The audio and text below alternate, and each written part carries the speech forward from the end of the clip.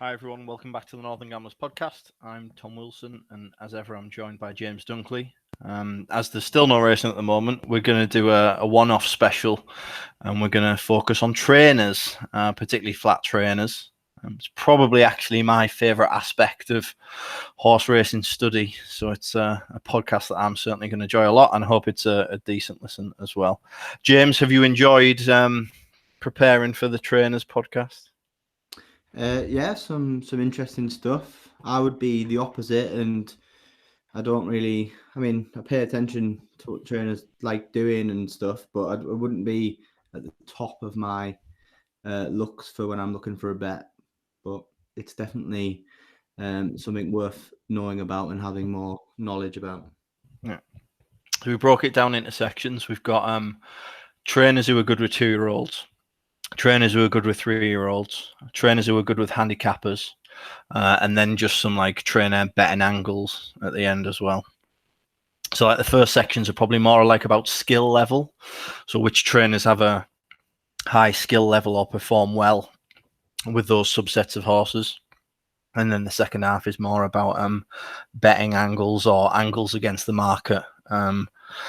Things that perhaps prior to this podcast, the market hadn't latched onto, but they probably won't work after because there'll be 500 people who then know about them. We're going to start with 2-year-olds. So if you're listening on SoundCloud, obviously you won't be able to see the pictures. It's probably better to watch on YouTube if you can. We've got some kind of decent visuals in here, and also got quite a few charts and stats, of course, as well. So if you're able to watch on YouTube, you're probably going to be able to see the stuff that we're talking about a bit better. But we'll start with trainers that are handy and really good with 2-year-olds. James, do you happen in the picture? Do you know which 2-year-old that is? It looks like Pinatubo to me. It is Pinatubo. Well done. So this is trainers with 2-year-olds enlisted in group races since 2012. So what I did is I did a breakdown of trainer performance and assessed 2 skill level metrics. So the first skill kind of metric is win impact value. So what is win impact value? So that is a metric that tries to assess the trainer's skill against kind of a normal expected skill level based on random chance. So basically, how much better is the trainer than just random chance? Like, are they more skilled than just kind of random rolls of the dice or random coin flips, or are they not? The par there is 1. So if you get a score of 1, you're about as effective as random chance based on the win impact value metric, which is very interesting when you look at some of the trainers that are worse, or many trainers that are actually worse than random chance. Then the other kind of skill level metric is percentage of rivals beaten in races. So that is, it kind of is what it says on the tin, but it's across all of the races. How many rivals did their horses beat home? A couple of reasons why we use that. First reason is that just using wins is too binary. Of course, we have many races, and we're only able to get 1 winner per race. And each race that we have more of a pool of horses that ran, but we can only get 1 incremental win per race to assess against. So that just gives you a broader data set about judging performance relatively. So a bit more depth to it than just say win strike rate. Other reason behind that as well is when you look at, say, like a 4th place finish in a 7-runner race, that is very different than a 4th place finish in a 16 or 17 runner race. So that's why percentage of rivals beaten is a useful metric as well. Top of the charts there, which is interesting, Roger Varian. So 8 wins from 81. Win impact value of 2.02. So that means his horses that are 2-year-olds enlisted in group races win 2 times more than expected based on random chance. He's also got a very high percentage of rivals beat kind of ratio and score as well. So par there is 50% just because it's in the middle, but anything up near 60% is a very powerful kind of performance metric. Probably other ones that jump out there. Clive Cox, doing well and performing very high. Aidan O'Brien very high on the percentage of rivals beaten, but not as high on the win impact value. There's a reason for that. James, a question for you. An Aidan O'Brien 2-year-old, what do you think is the biggest threat to an Aidan O'Brien 2-year-old in a race? Another Aidan O'Brien 2-year-old. That is correct. Another Aidan O'Brien 2-year-old. Often a slightly more experienced Aidan O'Brien 2-year-old is the biggest threat to another Aidan O'Brien 2-year-old. So that's one thing just to note as we step through the podcast on win impact value. O'Brien's stats on that metric are sometimes impacted by the number of runners that he has in a race. So they're effectively beating each other. So just bear that one in mind. James, when you look at that chart, any surprises or anything that jumps out at you? We're going to go through some of them individually, but overall, can't actually see it on there. Let me click on it on here. It's a bit small. Tim Easterby, I suppose. Yeah, not bad. Small sample size, isn't it? 7 from 51, but yeah, not bad. I knew Tom Dascombe did do quite well with his 2-year-old, but yeah, didn't know it was amongst the big boys. But yeah, apart from that, pretty much what you would expect. So let's go and have a look at Roger Varian then. As I mentioned, he's just overall very effective in listed and group races with his 2-year-olds. If you look at his record since 2012, 18 winners from 85 runners, 21% strike rate for wins, plus 54.75 points to SP, plus 82 points Betfair SP, plus 16 points to the place. James, is he someone that you respect in 2-year-old races and overall Roger Varian? And is there any kind of particular horses that have really jumped out to you that might fit that like criteria in terms of his skill level with 2-year-olds? Well, as you know, I don't really bet on many 2-year-old races. I prefer to use my time on other races where I feel I'm more effective. But as a trainer, yeah, Roger Varian, I rate him very highly. Well, you actually asked me to do some work for this podcast because obviously you do all the slides.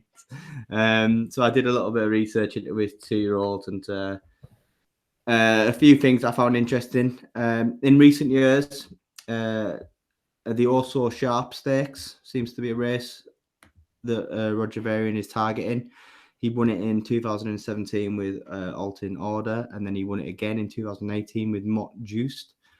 And last year he had Stylistic, who went off second favourite, but could only manage 7th. But he's had a runner in it in quite a few years running.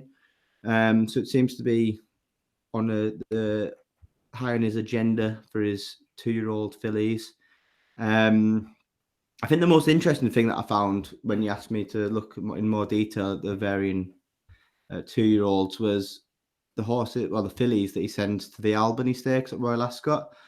Obviously, he won that last year with DAAHYEH, and he also won it in 2014 with Cursory Glance. But if we look at the runners as a whole that he's had in the Albany since Roger Varian started up training, he's only had 4 runners. Obviously, 2 of them won, which I've just mentioned. In 2013, he had Princess Noor, who was 9th, but then she went on to win a Group 3 and then was second in the Group 1 Cheveley Park as a 2-year-old. We mentioned Cursory Glance, who won it in 2014. She had 4 total starts as a 2-year-old, won 3. Came second in a Group 2 behind Tiggy Wiggy before winning the Group 1 Moyglaire. And then in 2017, he had a filly called Madeline, who was 5th in the Albany, but she won a listed race on her next start before coming second in a Group 2 and then 3rd in a Group 1. And then obviously last year, 2019, we had DAAHYEH that won the Albany and then went on to win a Group 2, the Rockefeller Stakes, and she also placed in 2 Group 1s. So we see from that Roger Varian isn't messing around when he sends one to the Albany. So it's a nice one that gets sent to the Albany, yeah. Yeah. It's a filly that's probably worth following or definitely taking note of whenever they're entered up after. So yeah, I found that quite interesting. Yeah.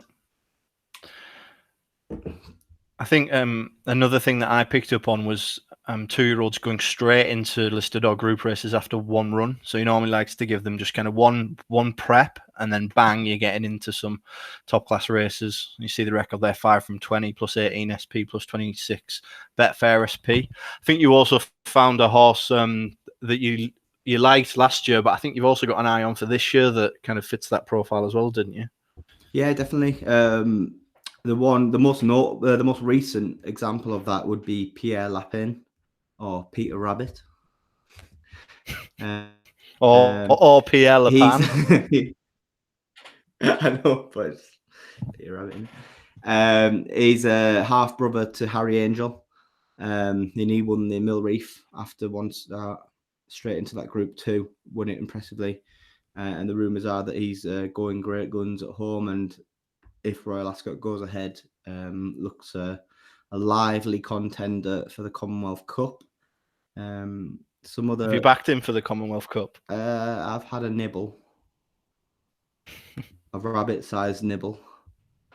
Some other notables that I found from going straight from a maiden win to a group or listed race was obviously DAAHYEH, who we mentioned previously, straight into the Albany after her maiden, and she won. Kabbalah, if you remember Kabbalah, she was an impressive winner of the Nell Gwyn and then went off favourite for the 1,000 guineas last year and came third in that. UAE Jewel, I think he won the Wood Ditton, and then he went and won a listed race at Newmarket. And a few years ago, Kingston Hill, he won the Autumn Stakes after his maiden, and then he came second in the Derby, and I think he won the St. Ledger as well. A fun fact about Roger Varian is that I've got his phone number.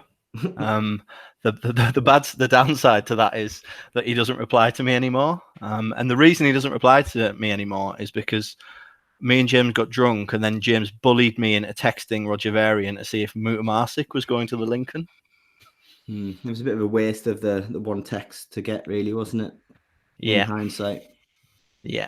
Never mind. So blew the Varian connection on a Lincoln that wasn't run for a horse that I think he wasn't even entered, was he, by the time they even pulled it? No, he got pulled out before, but still managed to get a refund on the anti-post bet, which was nice. So Roger doesn't reply to me anymore. Blocked on WhatsApp. Hi, Roger. Please, can you tell us if Mutamarsic has gone to Lincoln? No reply. Red. 2 ticks. Could have just said no. I mean, it would have taken 2 seconds. Next one, Clive Cox. So he was doing well with his 2-year-olds. Where might you want to keep an eye on him? Keep an eye on Glorious Goodwood. Got a decent record there. Small sample, but 2 from 9. Very small sample, that. Oh, he's done all right. Avoid them on the first career start. They'll improve for the run. Their strike rate goes up from 9% to 16% on run 2. We thought it was interesting to look out for his 2-year-olds for friend of the podcast, Mike Spence, and his family. Generally, but also they've done well in group races in recent years as well.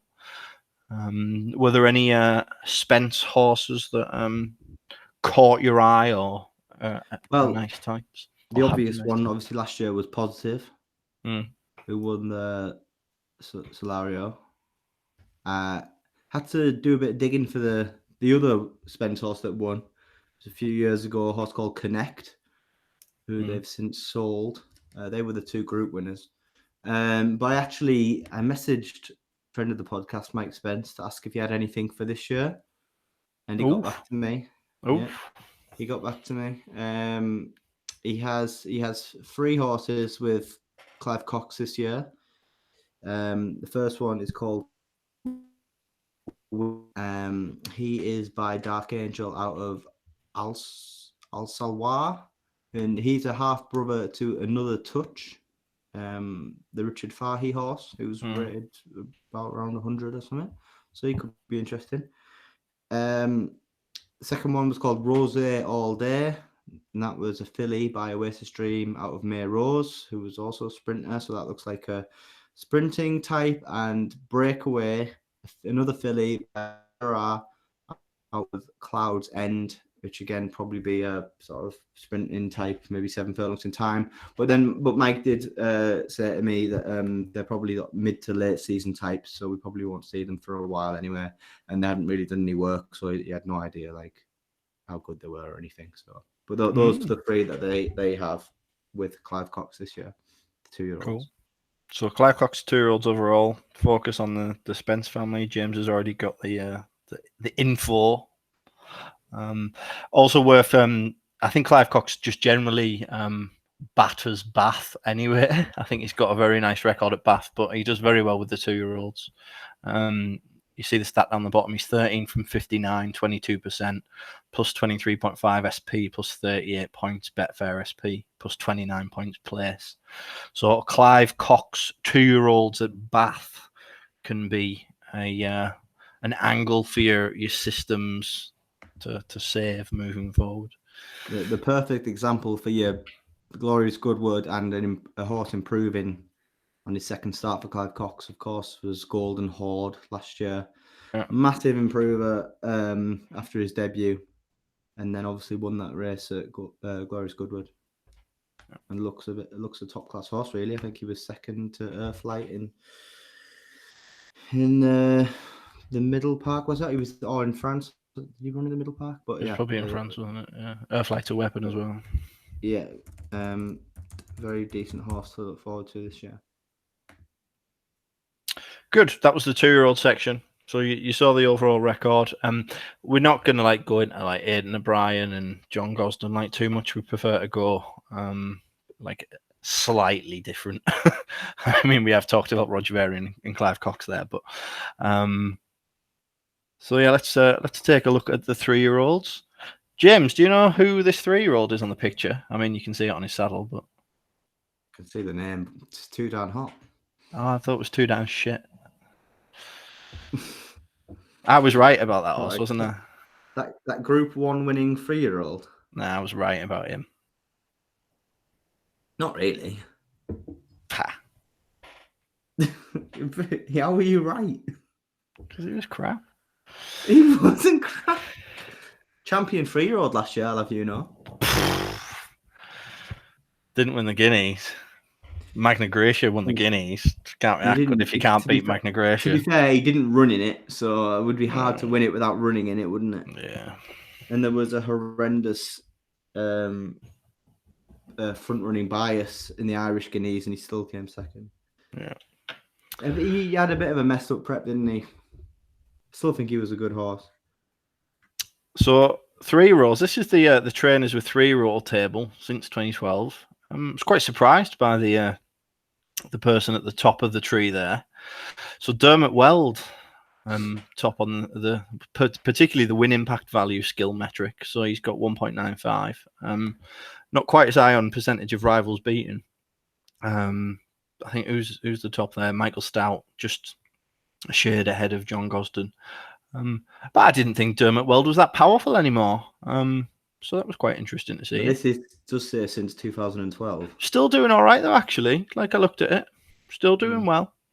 So go on, Dermot Weld. Where might you want to have a look at Dermot Weld? 3-year-olds, Leopardstown does very well. 25% strike rate. What I found interesting when I was looking into the Weld runners, the Weld 3-year-olds at Leopardstown, seems to farm the Guineas and Derby trial there. So the Derrinstown 1,000 Guineas trial, the Leopardstown 1,000 Guineas trial, the Derrinstown Derby trial as well. Does really well there. Good strike rate at Cork as well with the 3-year-olds. And then a bit of a travelling angle. We know that Jacob Trotter likes this one as well. But when you see a Weld horse in general, but when you see a Weld 3-year-old going to York, he's not normally messing about. He's only sent 4, but 2 of them have won. So that's they won the same race, haven't they? The Galtras or something. Yeah, we talked about it on the podcast last year, didn't we? Search for a Song, was it? Yeah. Won last year, and I can't remember the other one. Just look at the less exposed horses. Those with 0 to 3 career runs do very well. 4,589, 23% strike rate, plus 51 SP, plus 116 Betfair SP on the World horses. Any World horses jump out for you as 3-year-olds? Not really. I don't really. Have you not done any research on Dermot Weld? Not really. I don't really spend too much time looking at Irish racing. Well, there you go. Dermot Weld doing Tarzan. very well. Tarzan, yeah, good. Won the Derby. Go on then. One you will talk about. William Haggis. Yeah. Give us some 3-year-olds that have been powerful, or some good example of Haggis been decent with his 3-year-olds. Well, you've got them on the sheet there. The 3 that I sent you earlier. Why did you put them in? Well, they all have had a really progressive 3-year-old season. Obviously, we saw Hamish win I think he won the Melrose, and then he came out and absolutely obliterated another decent field at York. I think there's a lot of talk about Goshen for the Ebor. But I think a much better bet for the Ebor at this stage would be Hamish. Oh, that's nice. He's actually. Have you backed him? I've done a bit of a daft sort of. Well, it wasn't lucky 15. I split my stakes between doubles, trebles, and the fourfold. But yeah, I did put him in it. I mean, it's just because I was bored and I was just looking for a bet. James, that's not the type of betting we encourage on the podcast. I think you've got to have once a year you've got to pick out some big races, and if you've got an opinion on them, go for gold. You know what I mean? Go for the retirement accumulator kind of thing. And I just thought he was good value. He's got solid York form. He's won on good to firm ground. He's won on soft ground. He probably would be better on a bit of softer ground, but he's won. You know what I mean? He's got that lovely York form. He looks progressive, nice pedigree. He's already at that level to get in the race. You would presume it would be a target. It's worth an absolute fortune. I just think he was 20-1 when I put him into that bet. I think the best you can get is 16s now. I just think comparing him and Goshen, I mean, Goshen's an 88 rated mudlark. He's got to improve the best part of £20 just to get in the race. The Ebors at the end of August. The likelihood is it'll be decent ground. Last year's meeting, I think I was looking the other day actually, there was about 5 records beaten at York last year for track records for over different distances because the ground was so fast.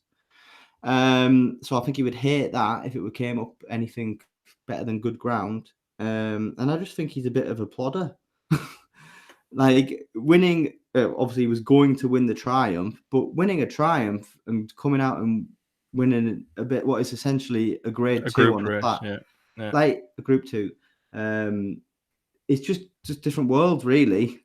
Now worth $1 million as well. It goes up to the $1 million. Yeah, exactly. You're gonna have John Gosden sending, at least 1 or 2 top class horses. Haggis will be sending them. Everyone will be sending them all these top class flat trainers. Is Gary Moore going to win it with Goshen? 12-1, I think. 10-1. Absolutely not for me. I've already said on Twitter what they should go for, and I think he would win the Cesarewitch no problem off 88. It'd be perfect. You know what I mean? That extended trip. He's already got a mark that would get him in. He's the right age for it. It's just that is the race, and that is worth a fortune as well. I think they're just being greedy. So that is what I would do anyway. But yeah, Hamish has improved massively as a 3-year-old. Victory Day, he had 2 races at 2. Came out, won 2 out of 3 sprints. Probably should have won all 3 races, to be honest, last year. But I think he's been sold to Hong Kong. And the other one was Monica Sharif, bit of a mudlark, but she was a massive improver as well last year. So there were just 3 examples of 3-year-olds that he'd done really well with. Yeah. What about the ones that you thought might be nice this year then? Yeah, I think these are 3 definitely for Haggis to look forward to this year. Convict, is already rated around 95, I think. He's already a good horse, but he's Hamish's half brother by Australia. Could see him turning into a group horse over the middle distances. Favorite Moon. He's one who's been in my tracker, but I've seen a few people put him in the He's been in quite a few lists, hasn't he? Yeah, he has. He's. But I see the Moon, isn't he? Of course.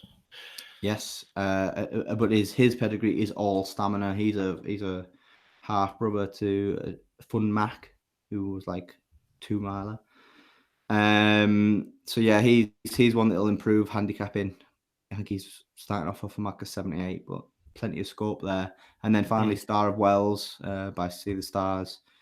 Gelded over the win after 3 runs. Nice pedigree. Just off that, I think that's that off 74, which looks a gift. So yeah, so those 3 that I could see all improving £10, no problem, probably more.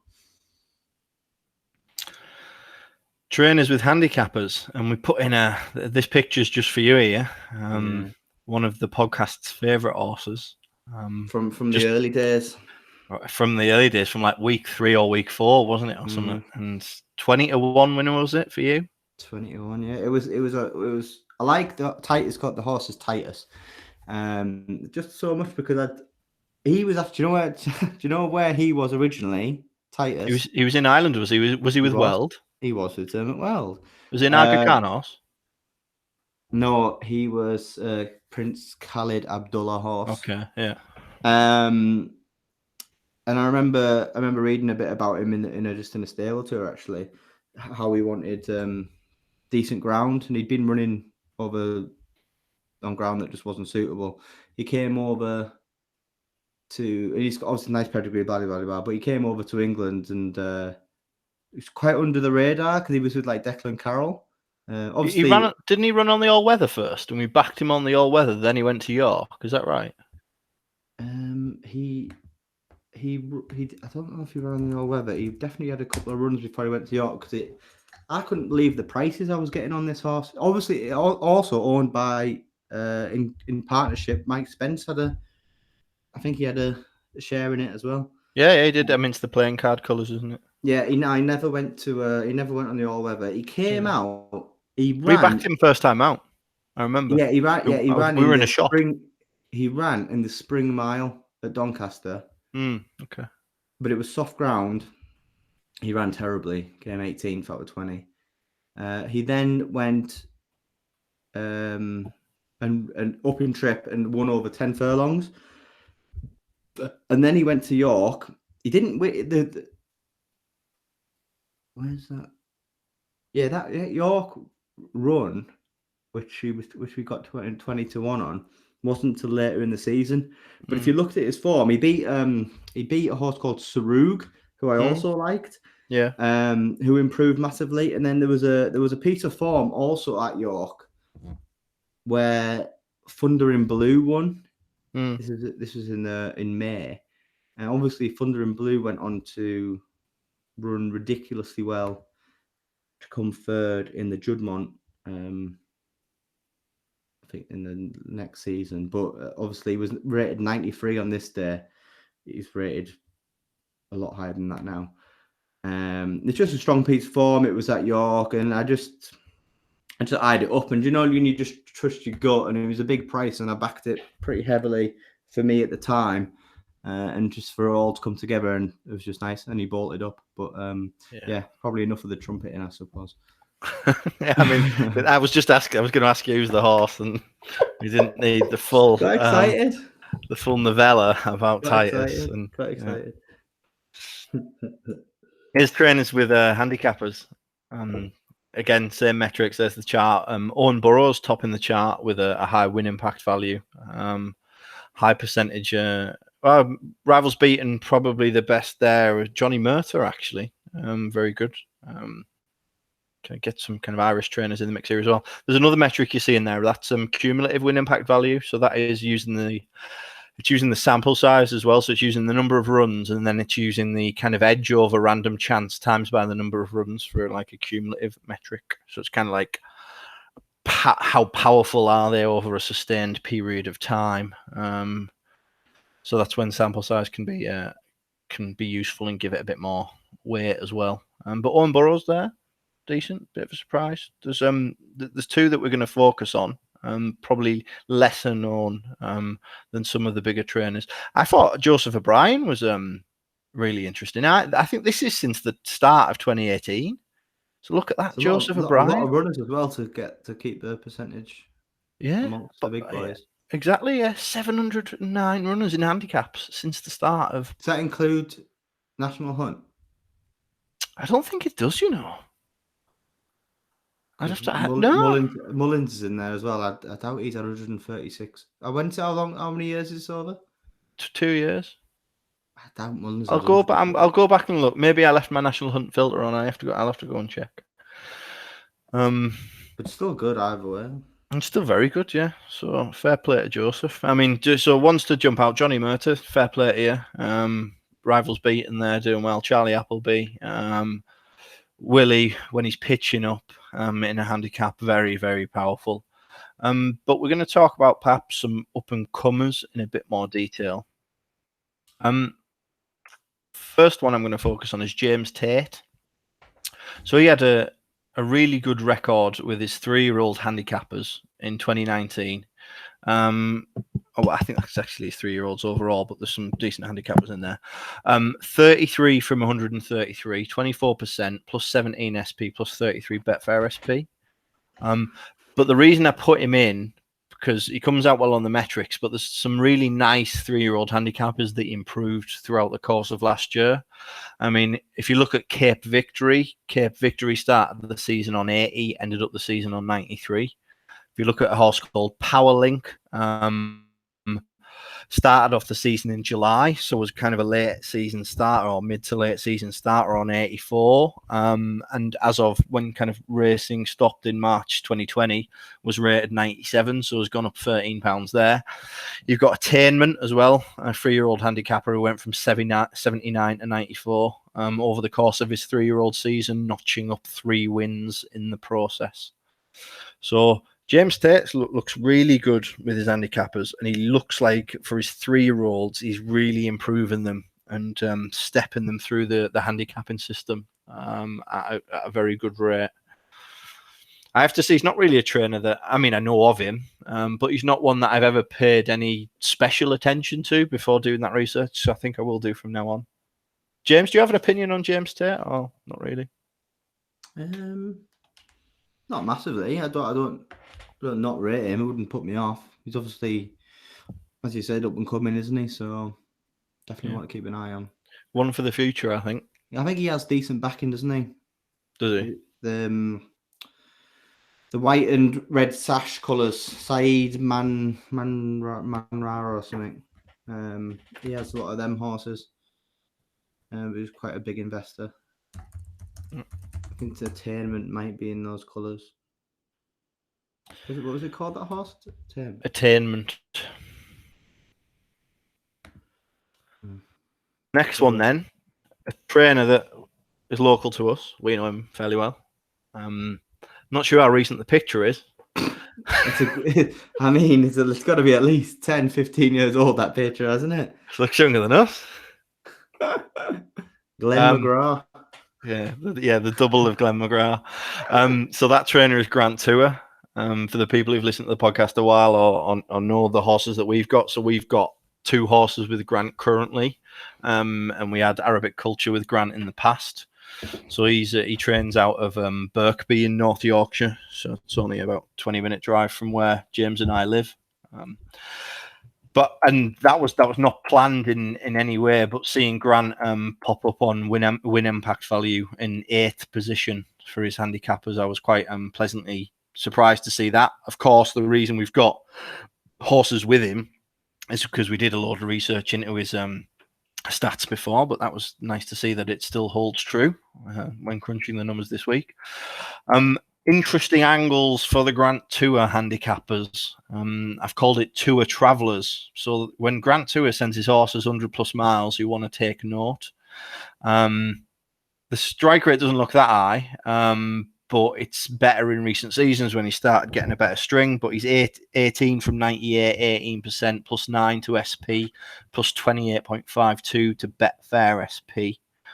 When he goes on the road, he doesn't like to spend the money, I would say, to not get a win out of it. James, you had a couple of things to highlight there, I think, as well. Yeah, if you just look at him last year, he went to Wolverhampton 8 times, won 3. He went to Leicester 3 times, won twice, and then he went all the way down to Brighton to pick up a maiden for, was it So Macho or Final Goal? I can't remember. It was one, but he went obviously all the way to Brighton and picked up that pot.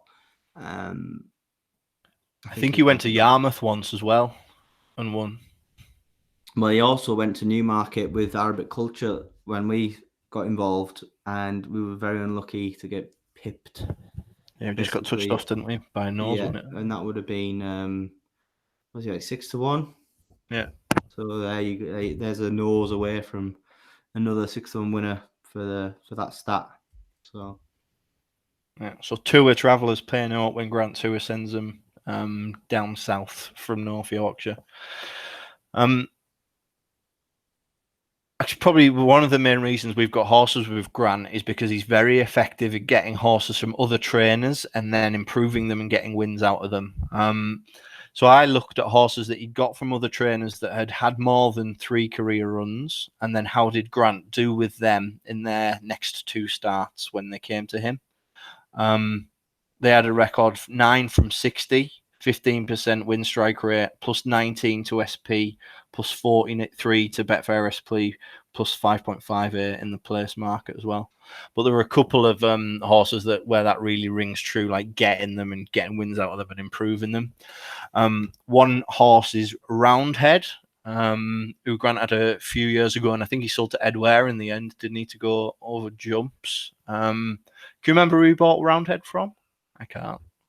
No, but he got 2 or 3 wins out of Roundhead. The second horse is the horse that we had involvement with, Arabic Culture, bought from Jamie Osborne. And Arabic was he 67 when he went to Grant? Was he in the 60s? Yeah, got him in a cellar. Yeah, so he was in the 60s, and he is now rated 83, 82, 85. 85, Jesus. Yeah. So there you go. Yeah, improved Arabic from 67 to 85. And I think, didn't he get him as a 4-year-old? So he wasn't like a young, unexposed horse. Yeah, he got Roundhead from Richard Hannon. Okay. Yeah, Arabic had plenty of runs before he went to Grant. Hang on, I'll get him up. And then the other one that I quite like that kind of fits that profile as well is Out of Breath. So Out of Breath is a horse that Grant nicked again from Jamie Osborne, again in the cellar, I think it was, James, end of last season.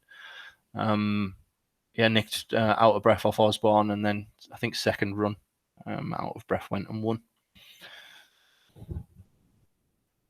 So yeah, keep an eye on that. Grant Tour nicking horses from other trainers, particularly Jamie Osborne, because he improves them. Well, don't pay too much attention. First, yeah. First time in handicaps, he's all right as well. 3 from 11, 27%, plus 12.5 to SP, plus 16.84 Betfair SP, plus 4.96 place as well. So that is Grant Tour. Yeah, a couple of examples. Sorry, I've got a couple of examples. That Lézard Ryu. Lézard Rio or Lézard Ryu, yeah. 3 runs, bang, handicap 1. And it's won 2 out of 3 in handicap since. Another one was Terminator. And one that was just failed at an SP of 14-1 to win a handicap debut was Kermuster. So yeah, it's the they were following once they get out of maiden company. So then a couple of trainer angles as well, betting angles. Nick Appleby I think people know this. But Mick Appleby is very powerful when you have a horse moving from another trainer to his yard. First time out for Appleby, the stats are insane, to be honest with you. And it was Rob, who runs the Statos Dead account, that put me onto this one. 70 from 361, 19% strike rate, plus 334 to Industry SP, plus 564 to Betfair SP, plus 128 in the place market. That's mental, isn't it? It's pretty good. Yeah, absolutely mental. And obviously there's some very shrewd people who knew that or have taken notice and then contributed to that. So the horse watchers, so Chris Dixon, Martin Dixon, is Richard Hoyles in there as well? Do you know? Might be. So the Dixon brothers, and then I think a couple of people have involvement, have done very well buying out the horses in training sales and then sending them to Mick Appleby. So in recent years, Casban, they bought and then won on first start. Sahik, they bought, won on first start. Merriweather, they bought, won on first start. Garsman, they bought, won on first start, and I think also followed up as well. So yeah, the Dixon brothers, the horse watchers, Mick Appleby, yard move, first time out, bang. I'm blocked by Mick Appleby on Twitter. Yeah, what did you do? I lost my shit. Oh yeah, it was when you were calling him a cheating bastard all the time. Well, I mean, he is. I think I just lost my tether after watching example number 6,345 of disgracefulness. So you mean your race reading wasn't good enough to know when they would be trying and they wouldn't be trying? You know who has horses with Mick Appleby, don't you? Who? Who has one horse with Mick Appleby? No, who? Another con man. Who, Luca Common-Car? Yeah. But do you know who also has one that I found out recently? Another Twitter con man. This Alan Rogers. Yeah. They've both got horses with Mick Appleby. Says it all. Trainer of choice for Twitter con men. The Dixon brothers aside. Yeah, they're all right. Another trainer I just wanted to highlight in terms of yard moves, Gail Lyons, first run, 15 from 55, 27%, plus 25 SP, plus 36 Betfair SP, plus 30 in the place market. So notable yard move from one trainer to Gail Lyons. Ger Lyons. Powerful. Is it Ger Lyons? I think so. I'm pretty sure it's not Ger. As in GR. As in a tiger. Yeah. Even Furtado, I'm giving away the gold now. That these are some of my favorite angles that are in my system list. Even Furtado's runners first time out in a handicap, 13 from 61, 21%, plus 113.5 SP, plus 187 Betfair SP, plus 18 points place. Absolutely wild record first time out in handicaps. Ivan Furtado. Did have a big outlier though. I mean, it's a pretty big figure anyway. It's still very good, but last strike rate's decent as well. Yeah, last dance 40-1 winner. Mm. I don't know what the Betfair SP was. I'm guessing massive. Yeah. Beat one of Grant's who went off evens.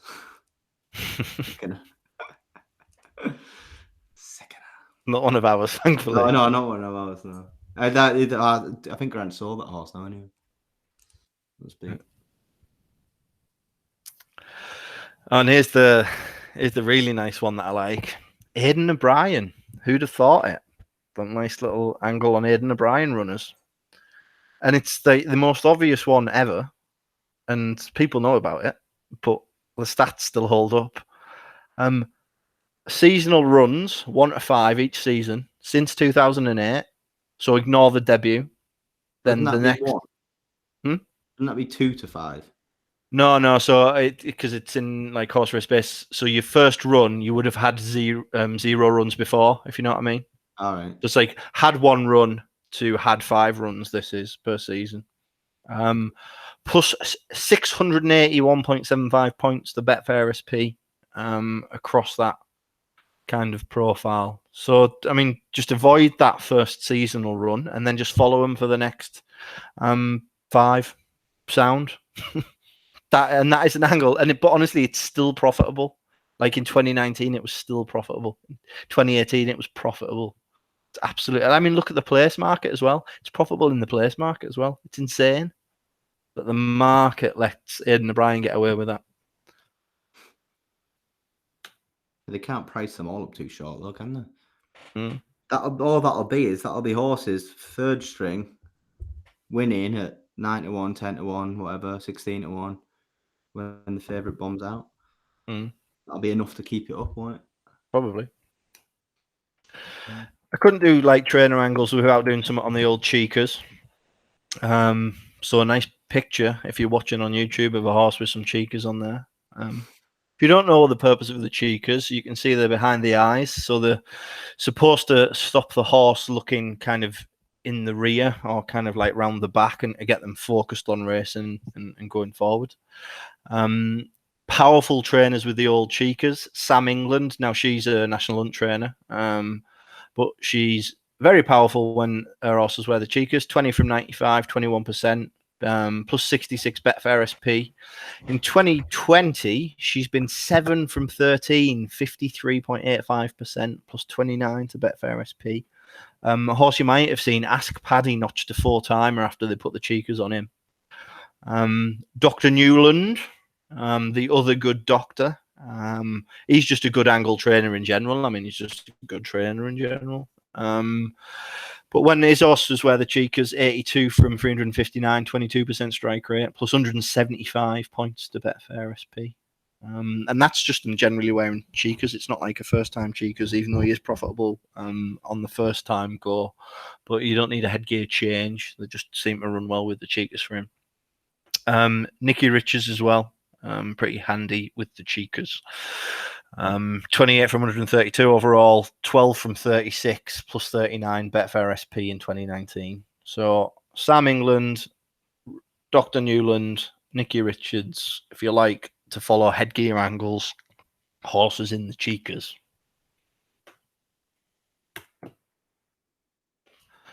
So then kind of thought we'd do a little bit at the end, like of the trainer podcast, to talk about, so who is the most powerful or who is the best?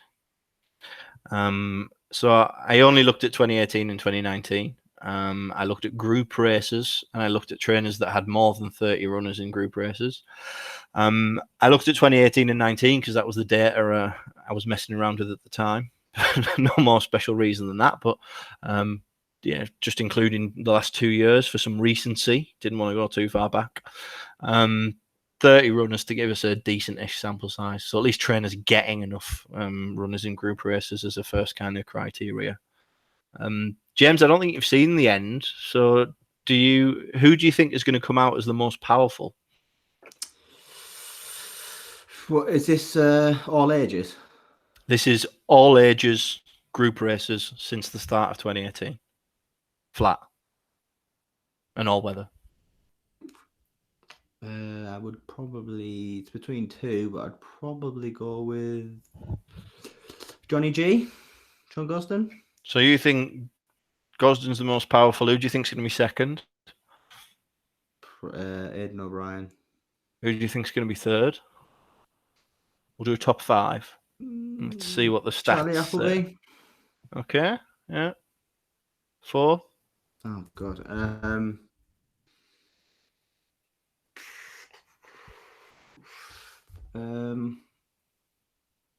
Roger Varian. 5th. Stop typing. I'm not typing. I'm doing that. My hands are here. Oh, mine's gone blank.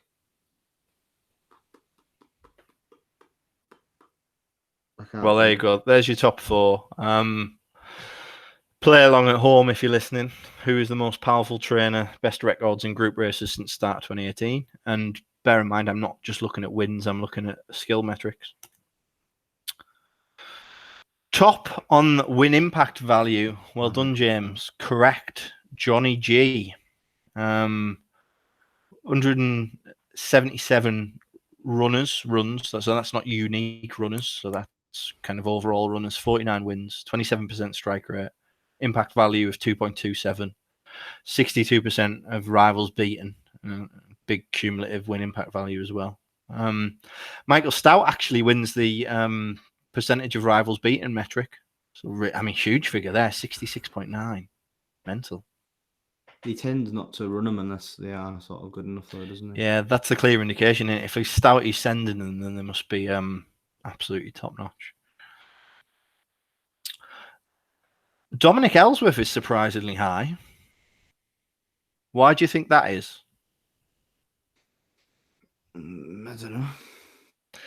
It's because of one horse has pushed his stats up. This is the challenge with this kind of lens. You could have, if you've got one multiple winner, he's going to push you up a little bit. So Ellsworth, from a small sample size, having one horse that's won a few, is getting pushed up. Do you know who that horse might be?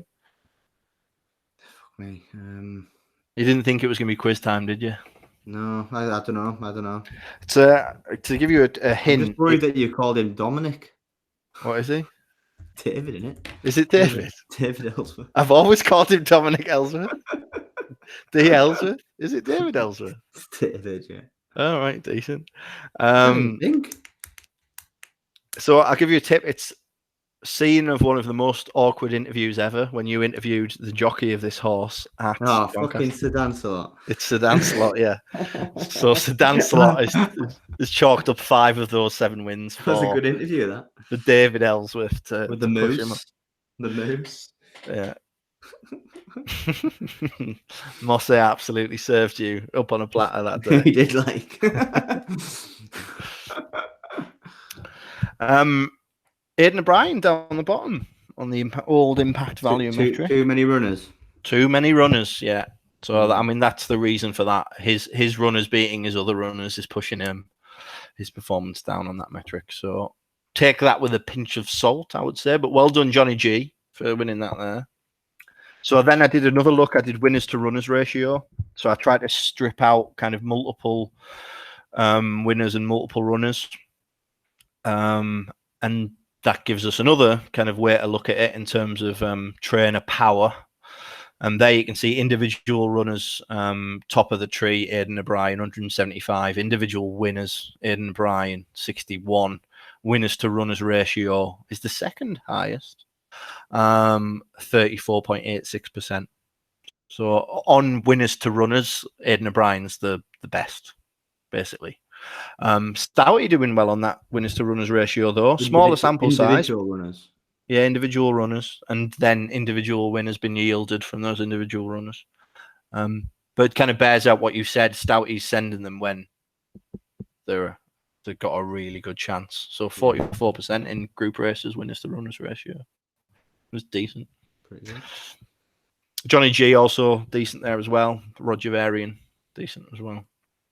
So no definitive answer, but I think it's quite clear, isn't it? I mean, it's not a podcast revelation, but Johnny G and Aidan O'Brien, a good trainer.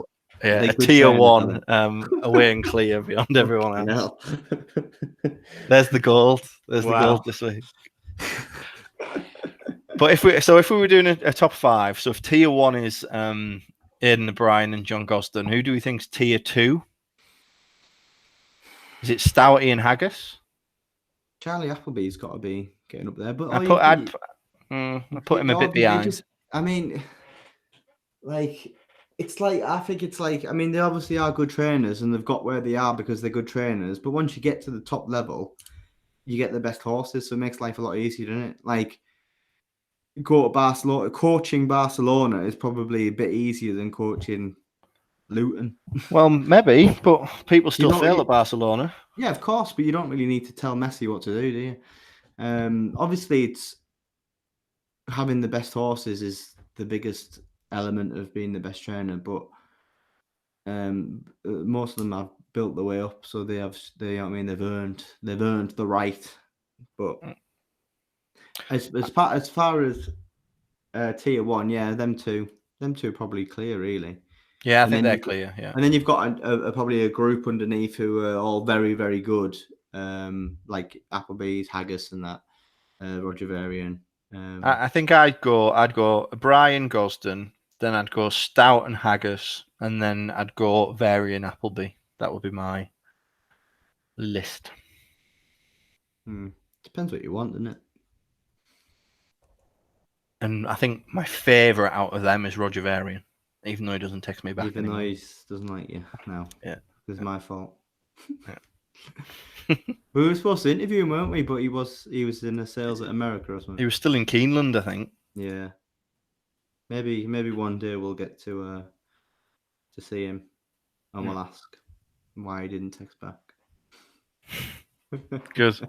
All right, that was it. Hope it was interesting. Thanks for listening. Thanks for listening. Bye. Bye.